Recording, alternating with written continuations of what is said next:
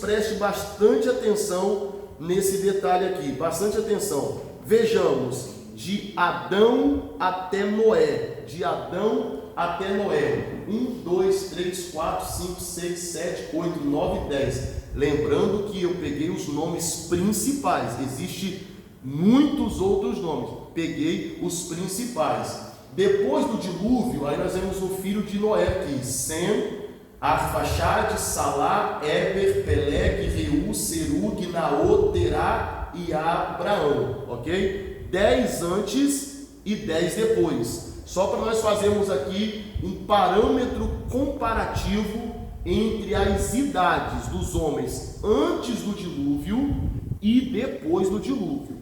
Vejamos, Adão morreu com 930 anos. Perceba, Adão morreu com 930 anos. Irmãos, com 930 anos, o camarada faz muita coisa, vocês concordam comigo? Muita coisa, né? A gente pensa bem assim, poxa pastor, mas Adão teve 3 filhos, né? Caim, Abel e Sete. E de onde vieram o resto, pastor? Meu irmão, em 930 anos, o camarada deve fazer muita raça de filho, vocês concordam comigo? Pastor, mas não está escrito na Bíblia. Não está escrito na Bíblia porque Moisés não quis colocar quando escreveu. Moisés quis colocar os 3 principais, que é o Caim, o Abel e o Sete.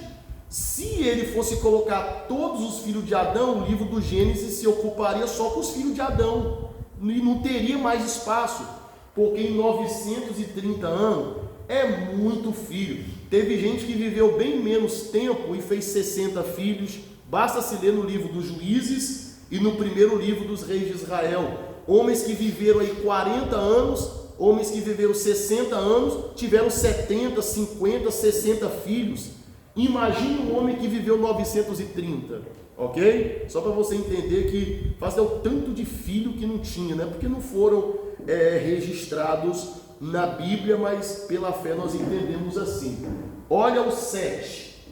O Sete foi o terceiro filho de Adão registrado, viu? Caim, Abel e Sete. Sete veio depois da morte de Abel. Sete morreu com 912 anos.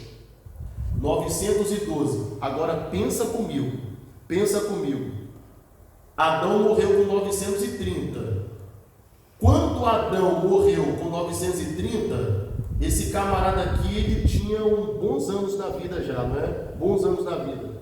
Imagine o Adão com 900 anos, imagine o Sete aí com 500 anos, hipoteticamente, tá bom? Imagine o Sete com 500 anos. Se o mesmo Adão pode ter feito mais filhos nesse período, imagine o tanto de filho que Sete já não tinha feito com 500 anos de idade. Isso é só para você entender quando se fala, poxa, de onde Caim achou mulher para ele?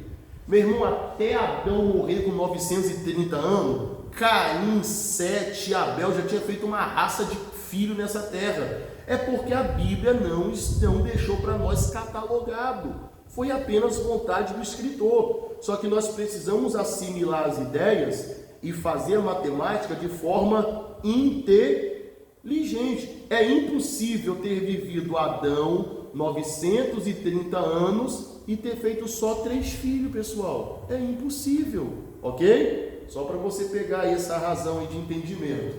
Terceiro, Enos. Enos foi filho de Sete. Morreu com 905 anos. Cainã, filho de Enos, morreu com 910. Maalalel, filho de Cainã, morreu com 895. Jared, filho de Maalalel, morreu com 962.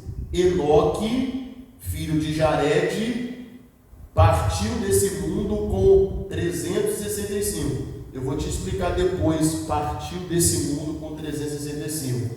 Porque assim, se comparar a idade dele com a idade dos outros, poxa, ele morreu, seria uma morte prematura, né? Comparado aos demais.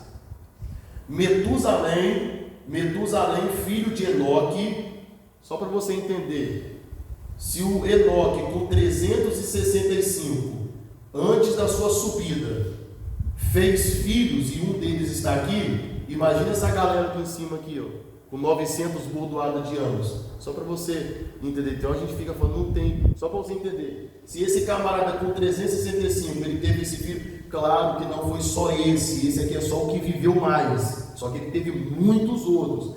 Se ele com essa idade que teve esse aqui, imagine agora esse aqui, ó. Então muita raça de filhos, né? Porque a Bíblia não está mostrando para nós. Lameque, filho de Metusalém, 777 anos. E Noé, filho de Lameque, 950 anos. Gente, extraordinário, não é? A idade que os homens atingiam antes do dilúvio. Como que viviam esses homens? Agora aqui, ó, eu coloquei entre parênteses aqui, primeiro, segundo e terceiro. 1, 2 e 3. Os 3 homens que mais viveram nessa terra. Os que mais viveram nessa terra. Primeiro lugar está Metusalém. Se alguém te perguntar qual foi o homem que mais viveu nessa terra, Metusalém, 969 anos. E o segundo que mais viveu nessa terra, o segundo foi o neto de Metusalém, Jared, 962 anos. E o terceiro que mais viveu nessa terra, aqui ó, Noé, filho de Lameque, neto de Metusalém. Aqui o Jared é avô de Metusalém, não é isso? Avô de Metusalém. O Noé, neto de Metusalém, aqui ó, filho de Lameque, 950 anos. É claro que quando entrou na arca, varões, quando Noé entrou na arca, Noé tinha quantos filhos?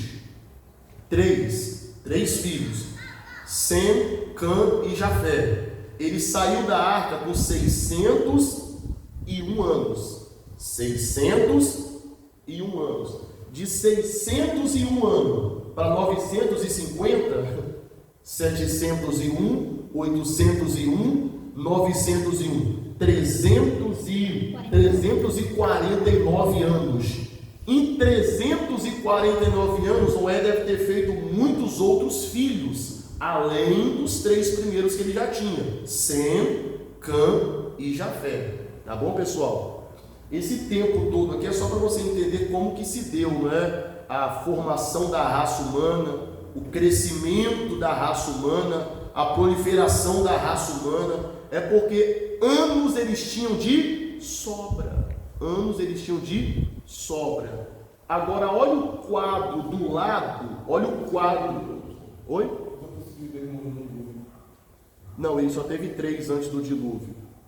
Ele só teve 3. O Noé só teve 3 antes. É o Sem, Cã e Jafé. Ele só teve 3 mesmo. Isso. Se Noé tivesse mais filhos, aí teria sido catalogado para entrar na arca. Ok? Então ele só teve 3 mesmo: Sem, Cã e Jafé. Aí foi necessário levar consigo as noras, porque senão não teria como a raça humana evoluir novamente. Ok? Pode falar. Isso tem sentido o que você está falando, porque antigamente as pessoas da roça tinham 15, 20 filhos. Isso. Olha só, vocês estão entendendo como se analisar. Só para você entender como que é interessante se você parar, pensar e julgar a palavra de forma inteligente. Aí você vai perceber, tá explicado. Então, claro, provavelmente a esposa que Caim arrumou foi uma de suas irmãs que Moisés não quis mencionar. Mas se o camarada viveu essa raça de ano aí, provavelmente ele teve aí mais de 100 filhos, logicamente, mais de 100 filhos. Aí o filho do filho fez outro filho. Naquela época podia casar irmã com irmã e primo e aquela coisa toda. Então um pega a irmã daqui, outro pegou a irmã dali, casa daqui, casa dali, e vai gerando filhos. E assim surgiu esse número tão volumoso de pessoas na face da terra. Só para você ter entendimento, as pessoas, os nossos antepassados, né, que viveram antes de nós, viviam aí e tinham 10, 15. Eu já ouvi relato de pessoa que teve 18 filhos. Ok? 18 filhos. Eu já ouvi relato de homem antigo, viu? Isso há há 40, 50 anos atrás, que teve 22 filhos, porque teve filho com 2 mulheres, ok? A primeira mulher faleceu, depois arrumou outra mulher e fez mais filhos. Olha só, um homem fez 22 filhos, vivendo 70 anos. Agora imagine se essa criatura vivesse 900 anos. Teria feito um pouco 500 filhos, né? 500 filhos. Amém? Então, só para você entender de forma inteligente, a Bíblia é assim, se você ler, parar e fazer um julgamento inteligente, você vai perceber que as páginas da Bíblia vão soltar para você muita informação que às vezes você não consegue ver se você passar de qualquer maneira, entendeu? Forma inteligente. Mas vamos afunilar isso aqui para a gente finalizar essa introdução. Olha o quadro do lado de cá. Depois do dilúvio, vamos começar com Sem. Sem foi o filho de Noé, não é? Sem, Cã e Jafé. Por que eu peguei o Sem primeiro e não peguei o Jafé? Poderíamos ter pegado o Jafé. Mas por que eu peguei o Sem? Porque o Sem, ele foi dele que veio a linhagem de Jesus, ok? Aqui o Abraão, aqui, ó. Abraão, Isaac, Jacó, aí vai descendo as tribos, ok? Só por causa disso. O Jafé tomou outros rumos, né? É porque de Sem vieram os judeus, os assírios, o povo de Israel. Aí já de Jafé vieram os europeus. Então, cada um deles deu origem a um continente da terra. Então, deixamos o Jafé de lado e vamos trabalhar com o Sem, ok? Com o Sem. Porque o Jafé é o primogênito dentro da casa de Noé. Era para ser assim a ordem, ó. Jafé, Sem e Cã. Só que se você ler a Bíblia, você vai perceber o quê? Que dá a ordem assim: Sem, Cã e Jafé. Jafé está por último e o Sem está em primeiro. Por que a Bíblia fez isso? A Bíblia fez isso, ou Moisés fez isso, porque de Sem viria o Messias. A raiz do Messias é a raiz de Sem. Aí Sem, Noé, Lameque, Metusalém, Enoque, Jared, Maalalel, Cainã, Enos, Sete e Adão. Então tem que vir nessa linha. Não que seja o Sem o primogênito. O Sem não é o primogênito. O primogênito é Jafé. Mas foi colocado assim porque dele viria a raiz do Messias. E quando se lê a Bíblia, na verdade, a gente percebe como que Deus ele inverte situações, não é? Para poder cumprir o seu propósito e a sua vontade. Se você observar, por exemplo, na casa de Isaac, tinha Esaú e Jacó. Todos os direitos legais poderiam vir sobre Esaú, só que Deus escolheu quem? Jacó. Jacó era o menor. Então, assim, Deus sempre trabalhou dessa forma. Se olhar na casa de Jessé, por exemplo, os direitos legais cairiam sobre Eliabe. Só que Deus escolheu Davi. Deus pegou a fila de trás para frente, do último para colocar como primeiro. Na casa de José, quando Jacó iria morrer lá no Egito, Jacó chamou José e pediu que trouxesse os 2 filhos, o Manassés e o Efraim, para ele abençoar. José colocou o primogênito para ser abençoado. Só que a mão de Jacó fez assim, ó. A mão cruzou. E a mão direita que liberava a bênção foi na cabeça do caçula. Aí José: não, meu pai, não é assim não, o primogênito é esse aqui. Aí ele: eu bem o sei, meu filho, eu bem o sei. Ou seja, o que ele estava querendo dizer? Não, a bênção que eu vou liberar sobre o caçula, sobre o menor. Então a Bíblia ela trabalha dessa forma e nós precisamos compreender, não é? O mundo e a visão de Deus. Então vamos prosseguir. 500 anos. Arfaxade 403. Salá 403. Mesma idade. Eber 430.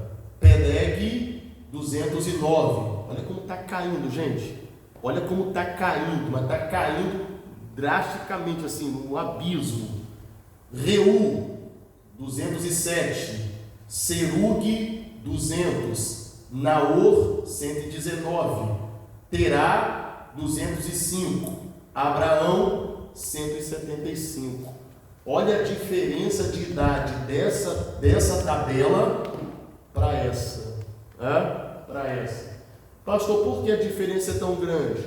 Porque na medida que os anos passavam na terra, o pecado também crescia. Quanto mais gente vinha sobre a terra, no sentido de geração, quanto mais gente nascia, mais oportunizava o pecado. Quanto mais gente vinha, mais pecados eram praticados.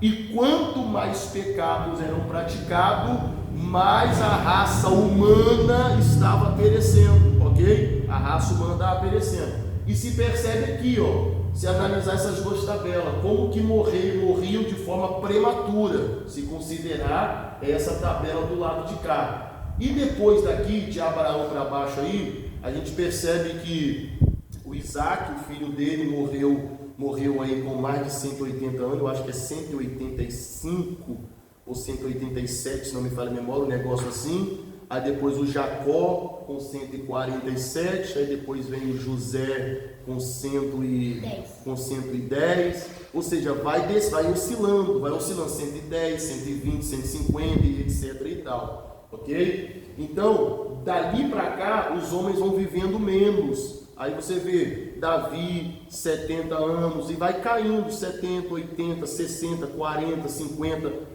Se pegar essa tabela aqui, essa aqui, e fizéssemos uma tabela dos dias de hoje, seria assombroso, né? Seria assombroso o dia de hoje. Quem morre velho hoje, velho que eu falo assim, farto de dias, que morre por velhice natural, morre com quantos anos? 80 os quebrados.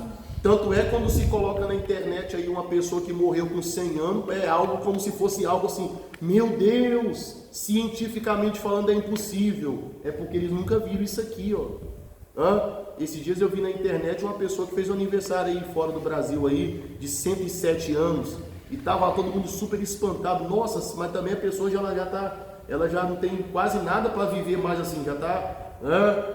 Você percebe que a pessoa já não aguenta mais, o corpo não aguenta mais. Então, quando nós olhamos para isso aqui, a gente percebe como que o pecado degenerou a raça humana, como que o pecado destruiu o ser humano, como que o pecado acabou com o ser humano, porque os nossos primeiros pais, olha como que eles viviam e olha como nós vivemos hoje, como nós vivemos hoje. Então, só para você analisar como que o pecado ele destruiu. Realmente o pecado veio para devastar a raça humana, destruir a raça humana. Mas em Jesus nós vamos conseguir viver mais do que eles, né? Porque eles morreram, mas em Cristo viveremos para sempre. Amém? Pode falar, filho. O pai de Júlio Trovão tem 104 anos. 104 anos aí. 104 anos. O que para o contexto de hoje, Paulo, o que para o contexto de hoje é algo que a gente olha assim, rapaz, é anormal. Quando alguém passa de 100, 101, 104, 105, é algo considerado, o parâmetro de hoje, né? O parâmetro de hoje no sentido de idade é algo anormal, porque as pessoas geralmente vivem muito menos do que isso, né? Deixa eu explicar algo aqui que eu pulei. Aqui, Enoque, 365 anos. Se comparado com seus pais,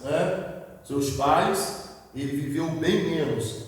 O detalhe é que Enoque não morreu, certo? Enoque não morreu. Gênesis 5, 24 e 25 diz que Enoque andou com Deus e Deus o tomou para si. Ou seja, então Enoque não provou a morte, Deus o arrebatou, Deus o tomou, Deus o levou para si. Então por isso que a idade de Enoque ali não tem muito a ver com a idade dos que viveram antes e dos que viveram depois, porque Deus o arrebatou. Só por isso, eu só parei aqui para explicar isso. Beleza, pessoal? Podemos prosseguir? Ótimo. Saindo daqui, nós vamos entrar de fato agora no livro do Gênesis, ok? Vamos entrar de fato agora no livro do Gênesis. O livro do Gênesis, na verdade, é o primeiro livro da Bíblia, não é? É o primeiro livro da Bíblia, não há nenhum segredo. primeiro livro da Bíblia. Na verdade, a palavra Gênesis, ela significa origem, começo e princípio, né? Gênesis, uma palavra grega, né? Uma palavra grega que significa princípio, origem, começo. Se fosse o hebraico, seria o Bereshit. A palavra Bereshit no hebraico é início, é começo. Então, o Bereshit equivale ao grego Gênesis, que é origem, começo, princípio. Como se dará o estudo deste livro para nossa compreensão? O esboço está na tela aqui, ó. Um esboço simples, um esboço bem raso, bem resumido, para nós termos uma compreensão também básica, mas necessária do assunto que trata no livro. Vejamos aqui, ó, a história da raça humana, capítulo 1 até o capítulo 11, a história da criação, capítulo 1 e 2, prova e queda do homem, capítulo 3 ao 6, Deus visita a humanidade em julgamento, dilúvio, capítulo 6 e capítulo 8, um novo começo, Noé, capítulo 9 e capítulo 10, a dispersão das nações, Babel, capítulo 11, a história da raça hebraica, capítulo 12 até o capítulo 50, Abraão, o pai da fé, Gênesis capítulo 12 até o 24, Isaac, a fé sob prova, capítulo 25 e 26, Jacó e o surgimento de Israel, capítulo 27 até o 36, José e a direção de Deus, capítulo 37 até o capítulo 50. Isso aqui é só um esboço resumido daquilo que é importante para nós sabermos dentro do Gênesis. Logicamente que para sabermos mais, necessitaríamos de um estudo bem mais sistemático e pormenorizado de todos os capítulos. Só que não é o nosso propósito. O nosso propósito aqui é passar um esboço básico, mas compreensivo para o nosso entendimento. E aqui nós temos os dados principais do livro para nós tomarmos o conhecimento. E para iniciar logo, vamos conhecer as dispensações, ok? As dispensações. Então, vamos aqui. As dispensações. Deixa eu ver quantas que nós temos. 1, 2, 3, 4, 5, 6, 7. Nós temos 7 dispensações. Existe mais? Existe. Existe mais dispensações? Existe. Só que essas 7 que está na tela são as mais importantes para sabermos agora, ok? Estamos diante das 7 dispensações que são as mais necessárias para nós sabermos agora, neste momento. Então, vejamos, o que é dispensação? Paulo, o que é dispensação? A dispensação é um tempo que marca um acontecimento de outro. Então aqui nessa mão nós temos um acontecimento, nessa mão aqui nós temos um outro acontecimento. Desse acontecimento para esse, olha o espaço, ó. Então esse espaço aqui entre um acontecimento e outro é chamado de dispensação. Então, quando se fala de dispensação, é um tempo entre um acontecimento e outro. Aí, entre um acontecimento e outro, nós temos a dispensação. Aí, essa dispensação aqui, ela pode variar muito de tempo, ok? Não há um tempo preciso entre um acontecimento e outro. Então, pastor, essa dispensação seria quantos anos? 100. Pastor, e a outra dispensação foi de quantos anos? Poxa, 1000. Então depende muito. O tempo da dispensação ele não pode ser preciso, não tem como ser preciso. Nós sabemos o tempo aqui porque já aconteceu, mas entre outras a gente não tem conhecimento porque não dá para sabermos e colocarmos datas precisas. Então vamos lá, 7 dispensações. A primeira dispensação é chamada de dispensação da inocência, ok? Dispensação da inocência. Onde que se deu essa dispensação? Lá no jardim que estava no Éden. Lá no jardim que estava no Éden, tanto Adão como sua esposa, sua mulher Eva, os dois andavam nus. E eles não se envergonhavam, porque eles estavam tomados de plena inocência. E a inocência de Eva foi tão grande que ela não percebeu a artimanha da serpente quando a tentou. Dá para perceber na conversa de Eva com a serpente, em Gênesis capítulo 3, dá para perceber a ingenuidade de Eva. O que mostra o tamanho da inocência deles. Então, dispensação da inocência. A segunda dispensação é chamada de dispensação da consciência.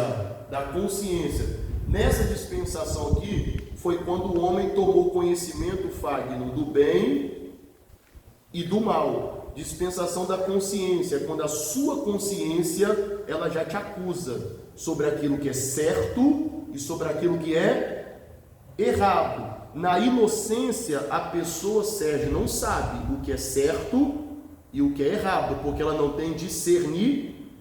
É uma criança pequena. Alguém que talvez tenha em casa, o senhor tem em casa, numa criança pequena. Se tu pegar uma criança pequena, como aquela, e colocar em cima de uma laje, que não tem proteção nas laterais, e você soltar essa criança ali, o que pode acontecer? Essa criança, ela vai despencar lá de cima com toda a facilidade, porque ela não tem noção da altura que está entre a laje e o chão. Ela não tem malícia, ela vai se arrastando e facilmente ela vai se deslocar e vai cair, porque ela não tem malícia. Uma criança nesse nível, se ela vê uma serpente super venenosa na frente dela, o que você acha que ela faz? Ela foge ou ela parte para cima? Ela parte para cima, movida pela curiosidade e pela ingenuidade de não saber que aquela serpente é uma criatura totalmente venenosa e certamente vai feri-la de morte. Só que ela não tem entendimento.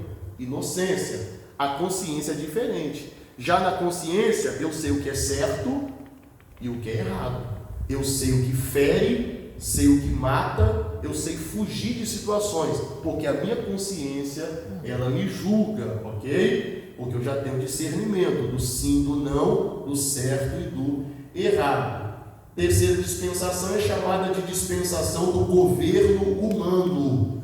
Nessa dispensação aqui, é quando os homens começaram a povoar a terra, assumir o comando, assumir os governos e, consequentemente, tiveram a ideia de levantar a torre, chamada Torre de Babel, na época comandados por Nimrod, poderoso caçador daquele tempo, que retiveram a insana ideia, estapafúrdica ideia de levantar uma torre para tocar até onde? No céu. Uma torre, uma ideia totalmente sem propósito, Como que faça uma torre? O homem não tem a dimensão, de onde está o céu de Deus, nem o céu atmosférico, não temos a dimensão exata para tocar. Qual era o propósito? Deus havia falado com Noé que nunca mais destruiria a terra com dilúvio, sim ou não? Sim, Deus fez uma aliança. Ponho o arco nas nuvens. É o arco celeste, é o arco da aliança, é o arco de Deus. Eu ponho o arco, toda vez que chover o arco vai aparecer. E quando o arco aparecer nas nuvens, vocês saberão que eu me recordei da aliança e não destruirei a terra com dilúvio, ok? Então, essa foi a aliança. Só que essa geração, depois do dilúvio, parece que não assimilou muito bem a visão de Deus e não entenderam muito bem a aliança de Deus. Então, quando eles intentam fazer uma torre que toque o céu, qual é o que passa na mentalidade daqueles homens? Vai que Deus quebre a aliança, resolva mandar chuva sobre a terra novamente. O que a gente faz? Sobe na torre. E subindo na torre, a gente se livra do afogamento. Então essa foi a ideia mais louca que eles tiveram naquela oportunidade. Governo humano. Quarta dispensação,